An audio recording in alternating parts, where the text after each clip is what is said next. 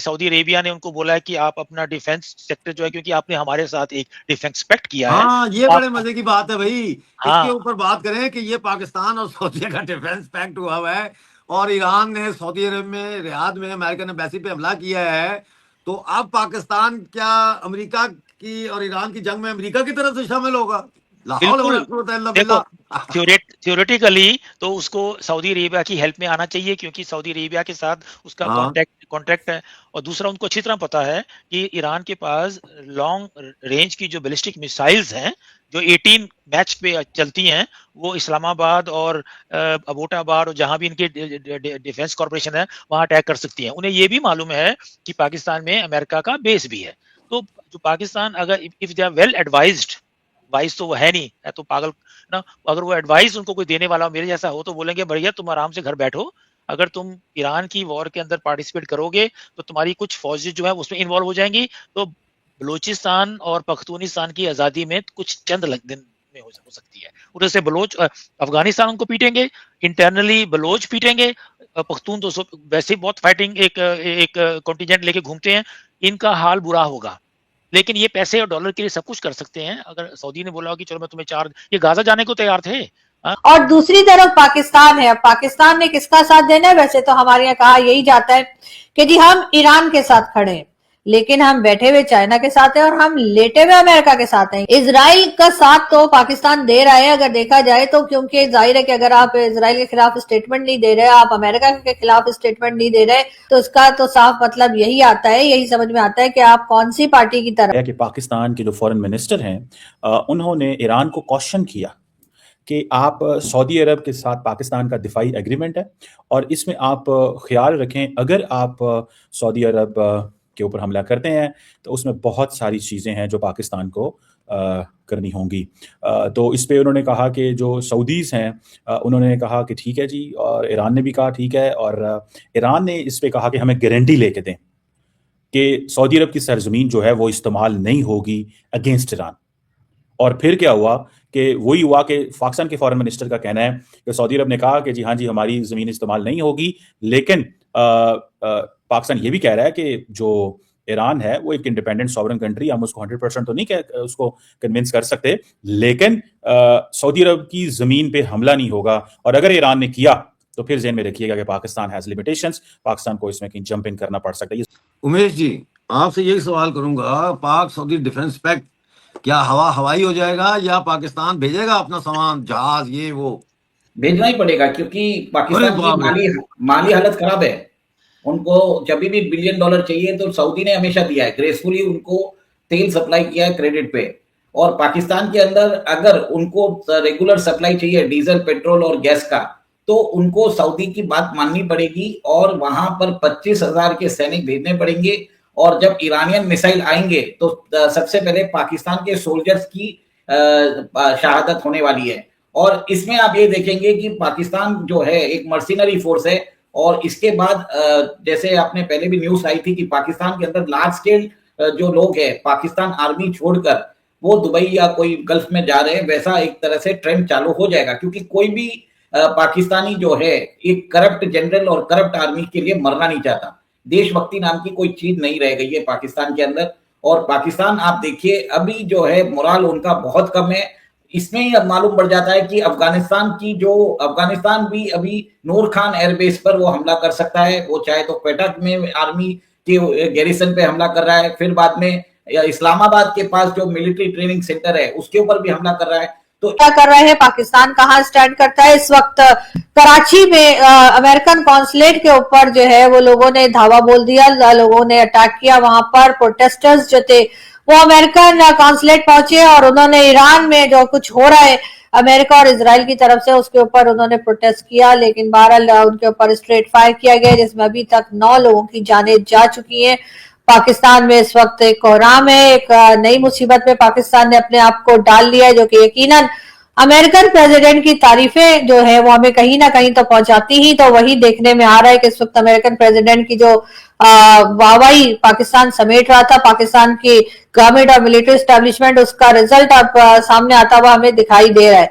एक तरफ gulf countries हैं जो शदीद मुश्किल में फंसी हुई हैं, और इसमें बताया जाता है कि जो ट्रेंड मोटिवेटेड फोर्स है, बलूचिस्तान की जो फोर्स है, उससे भी वो मात खा रहा है।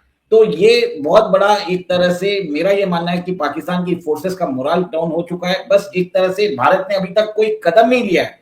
भारत सिर्फ एक ट्राई कर रहा है कि पाकिस्तान अपने आप ही डिसइंटीग्रेट हो जाए, और कल अगर भारत और पाकिस्तान के बीच में वॉर हो जाता है तो पाकिस्तान से हम पीओजे के 48 घंटे में ले लेंगे। मैं ये भी 48 भी ज्यादा बोल, 48 घंटे से पहले भी लिया जा सकता है सर, ऐसी तो कोई बात नहीं। लिया जा सकता है, वो मैं जानता हूं, बट देखिए कोई चीज अपने आप आती इतनी है। अच्छी आपने बात की है कि मेरा ऐसे दिल जिस्म मेरे में ना ऐसे ऐसे झुरझुरी हो गई कि हम भी कभी आजाद होंगे, हम भी कभी आजाद होके अपने देश के साथ बगलगीर होंगे, अपनी धरती भारत माता के ऊपर हम भी कभी चलेंगे, देखेंगे उसको, वहां के दर्शकों को, वहां के लोगों को। 3 एलिमेंट्स को कुछ डॉट्स कनेक्ट करना चाहूंगा। देखिए 24-25 तारीख को इंडियन प्राइम मिनिस्टर मोदी जाते हैं इजराइल जी, और वहां जाकर वो जितनी कोलैबोरेशन दिखाते हैं वो rest part of the history है कि कहाँ कितनी मोहब्बत उनको दिखाई गई, उन्होंने कितनी दिखाई। अगले दिन द वेरी नेक्स्ट डे जो अफगानिस्तान के मुजाहिदीन तालिबान जो हैं, टीटीपी जो है और टीटीए मिलकर 52 चौकियों पर हमला कर देते हैं। आप ये बताइए, कोई मेथड इन द मैडनेस मुझे नजर नहीं आया कि वो मुल्क जिसके पास ना इंफ्रास्ट्रक्चर है, ना एयरफोर्स है, ना मिसाइल टेक्नोलॉजी, ना रेडार्स है, वो 52 जगहों पर पाकिस्तान के अंदर हमलावर हो जाए। मकसद क्या था कि Pakistan as an obligatory obviously a must kind of respond देगा और इफेक्टिव देगा, और वही हुआ। जब पाकिस्तान दिया तो एक दिन छोड़ के अगले दिन आपने देखा कि ईरान पर हमला कर दिया गया।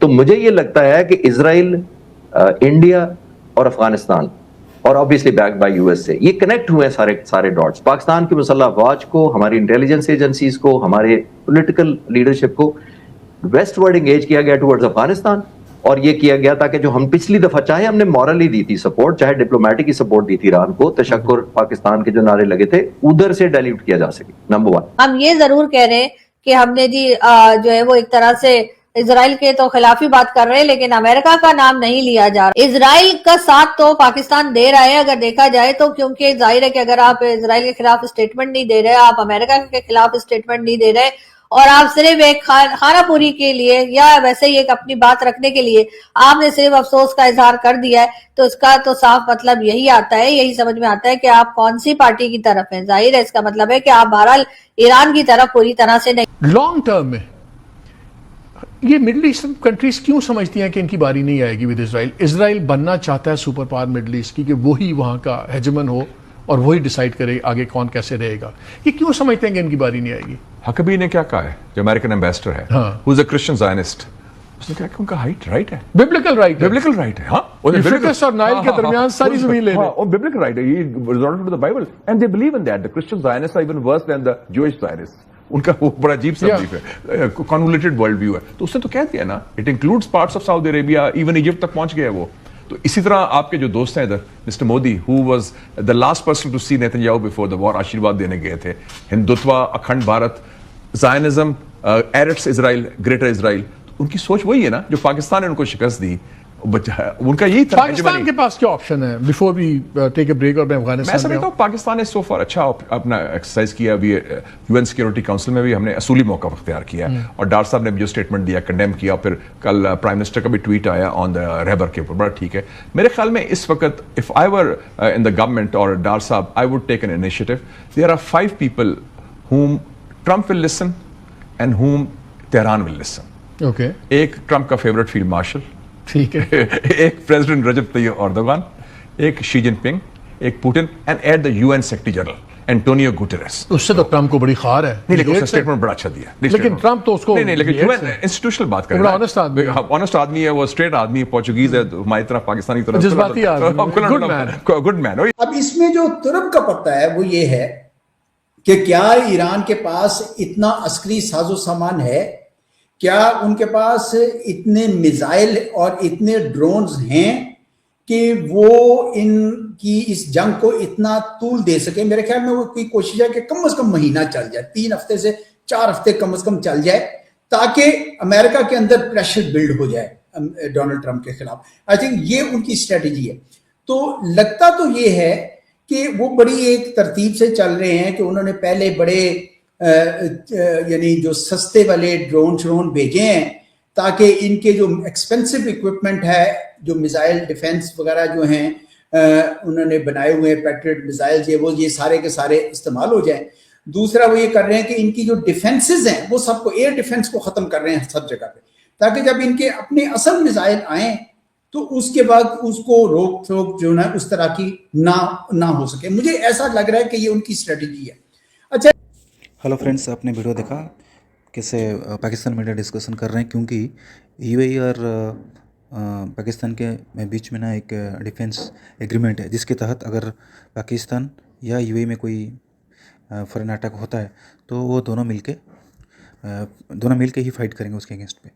क्योंकि ईरान के ऊपर जब अटैक हुआ, ईरान यूएसए का जितने भी हमारा डिफेंस उनका जो भी यहाँ पे है तो उसी सब सेक्शंस पे वो अटैक कर रही है। तो उसी तरह दुबई और यूएई में भी बहुत सारे ऐसा डिफेंस एकेडमी और बोले तो उनका सोल्जर्स जहाँ पे है, तो उसके ऊपर जब अटैक हुआ तो पाकिस्तान यही सोच रहा है कि हम, क्योंकि वो एग्रीमेंट के तहत हम अगर यूएई को हेल्प करेंगे तो ज़रूर हमें ईरान के अगेंस्ट में जाना पड़ेगा। तो क्या ये चीज़ें पाकिस्तान करेगा, ईरान के अगेंस्ट में जाके यूएई को हेल्प करेगा? और यूएई की हेल्प करना मतलब पाकिस्तान को ही हेल्प, मतलब यूएसए को हेल्प करना। इसके मतलब यूएस है, इज़राइल, यूएई एंड पाकिस्तान चारों मिलके ईरान के खिलाफ जाएंगे और उसके खिलाफ लड़ाई होगा। इस तरह का बात डिस्कशन हो रही है क्योंकि पाकिस्तान अभी फंसा हुआ है, उसके चारों तरफ तो लड़ाई चल रही है और यहाँ पे अफ़गानिस्तान के साथ उसका लड़ाई कंटिन्यू है, ख़त्म नहीं हुआ है, कोई रिजल्ट उसका आया नहीं है। और उनके जो मीडिया है वो तो बोलते ही रहते हैं कि हम सब कुछ कर लेंगे, हमारे पास बहुत कुछ है। हालांकि चीज़ें कुछ अंदर अलग चीज़ है। अगर इस तरह का बोलने के लिए तो उनको बोलना पड़ता है, लेकिन अंदर में तो उनका आग लगी हुई है। इस तरह का वीडियो अगर पाकिस्तान, इंडिया या इंडिया के नेबर स्टेट में कुछ चीज़ें होता है, अगर आप देखना चाहते हैं तो इस चैनल को ज़रूर लाइक एंड सब्सक्राइब करके रखें। Thank you so much.